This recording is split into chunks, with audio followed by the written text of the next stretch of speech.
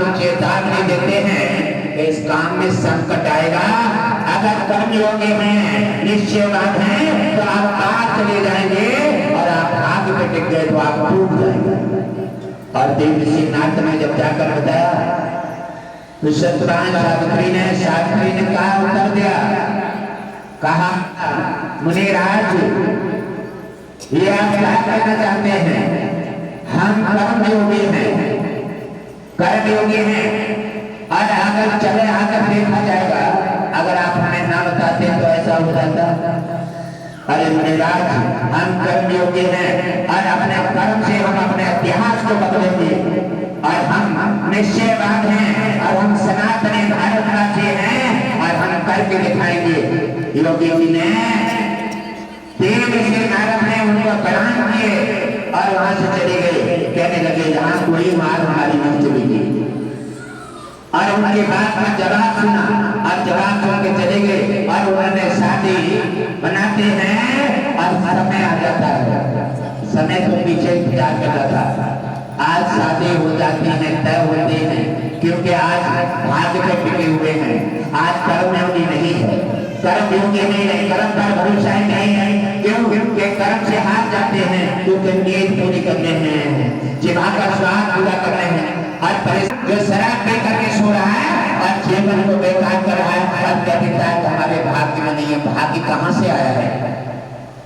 जाकर के उन्होंने सावित्री ने, जब उन्हें पता लग गया था देव नारद के माध्यम से, तो सावित्री ने सोच लिया कि समय सब निर्धारित है और समय के अनुसार उन्होंने कहा कि लकड़ी काटते समय ये व्यवस्था बनेगी। तो जिस दिन उन्होंने टाइम और समय सब निर्धारित हो गया तो सावित्री कहने लगी नाथ आज हम भी तुम्हारे साथ चलेंगे। लेकिन तुम क्या करोगी? अरे कहने लगे हमें भी यहाँ अच्छा नहीं लगता है, आज मन कर रहा है कि हम आपके साथ चलेंगे। चलो ठीक है, क्योंकि उनमें प्रेम इतना था। आजकल शादी हो जाते हैं, सब कुछ होता है, राजी बाजी से भी हो जाता है, फिर भी नफरत बनी रहती है। कहाँ है विवाह की जरूरत है? अरे जब तुम्हारे अंदर प्रेम नहीं है, तुम्हारे अंदर जब किसी एक दूसरे के बर्दाश्त नहीं है, तुम क्यों करते हो विवाह?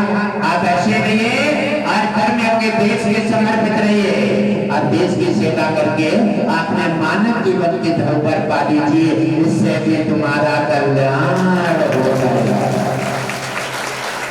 अब शादी कर लिए और बट नहीं पाए, सुबह से शाम तक झगड़ा हो रहा है, कोर्ट कचहरी में खड़े हो, क्या फायदा है शादी करने का? अरे जीवन में जहर मत घोलो, इसलिए नहीं बन पाती, क्षमता नहीं है, कर्मयोगी का बताओ और फिर समाज में सेवा करो, तुम्हारा इससे भी कल्याण हो जाएगा। जब जाते चले जाते हैं और पेड़ पर चढ़ जाते हैं लकड़ी काटने के लिए, समय निर्धारित हो गया, यमराज आ गए। आज हम आपको जानकारी देना चाहते हैं कि यमराज को भी हराने वाला धरती पर लगे हैं। कर्मयोगी जो होता है वो यमराज का भी छक्का छुड़ा देता है।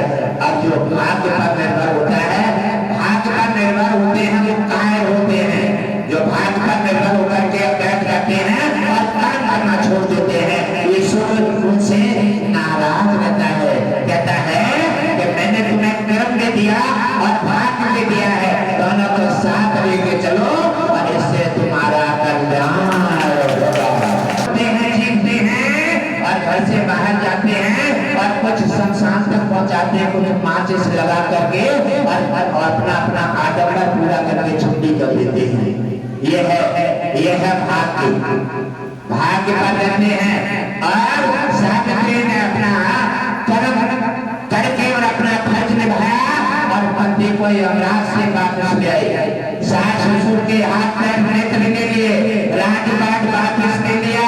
ऐसे कर्मयोगी बनो, भाग्य पर दोष मत लगाओ। कर्म तुम करते हो भाग्य अपने आप ही कहा तुम लेते हो, भाग्य पर दोष लगाते हो कर्म खराब करके। कर्मयोगी बनो और कर्मयोगी बन जाओगे।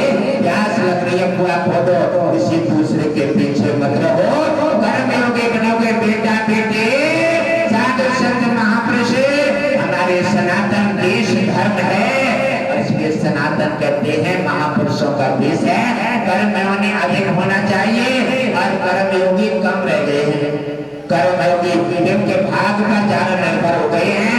भाग पर निर्भर होने वाला प्राणी सदा ही कष्ट को प्राप्त होता है और वो करके आंखें ईंच करके बैठ जाता है। और कर्मयोगी जो होते हैं वो हर अपनी कामयाबी पूरी करके अपने जीवन में, परिवार में, देश में, समाज में खुशहाली लेकर के अपना देश और समाज और परिवार का सभी का कल्याण कर देते हैं। उनको उतारने का काम केवल कर्म से होगा। सत्यवान सावित्री ने अपना इतिहास कायम कर दिया।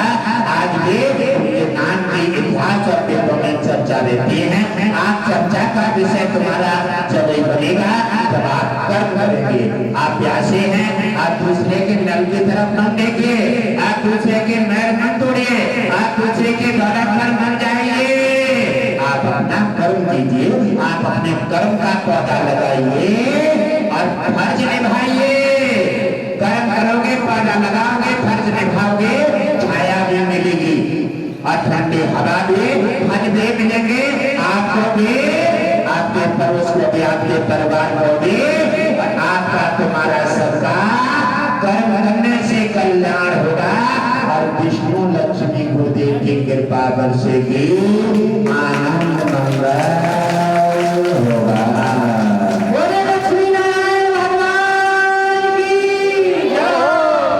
तो मेरे प्रिय परिवारजनों, आप भाग्य पर कौन कौन निर्भर रहते हैं?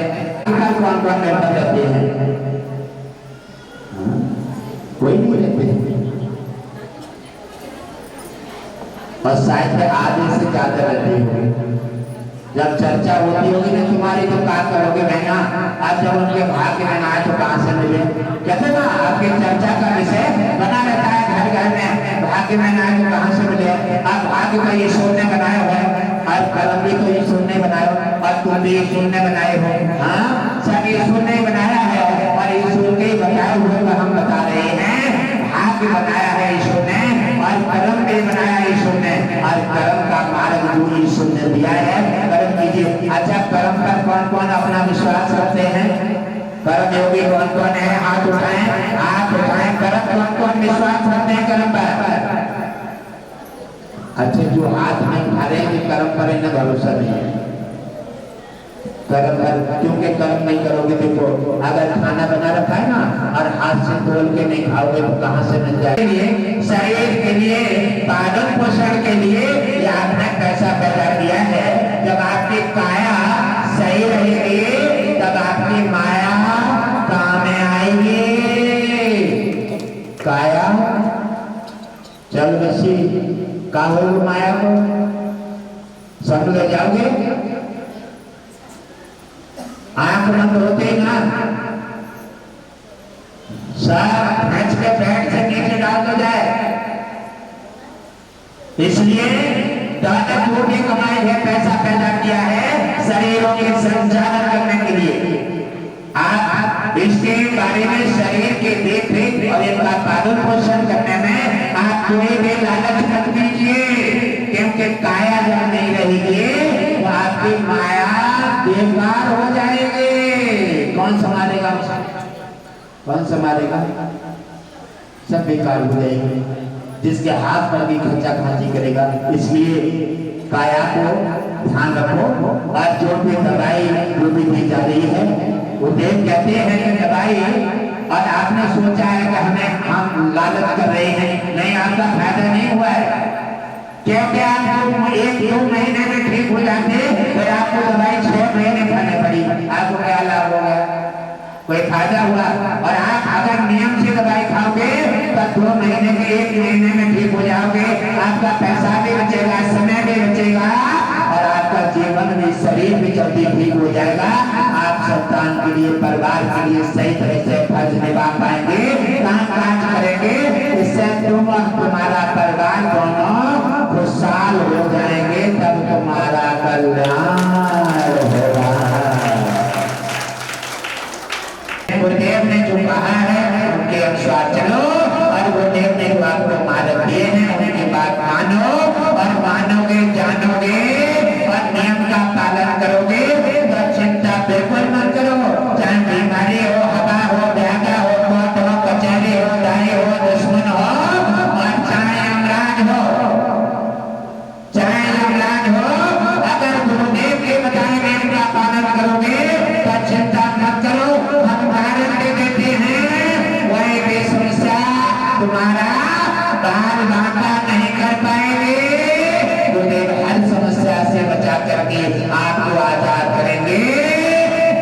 जीवन और परिवार में खुशहाली लेकर के तुम्हारा कल्याण करें।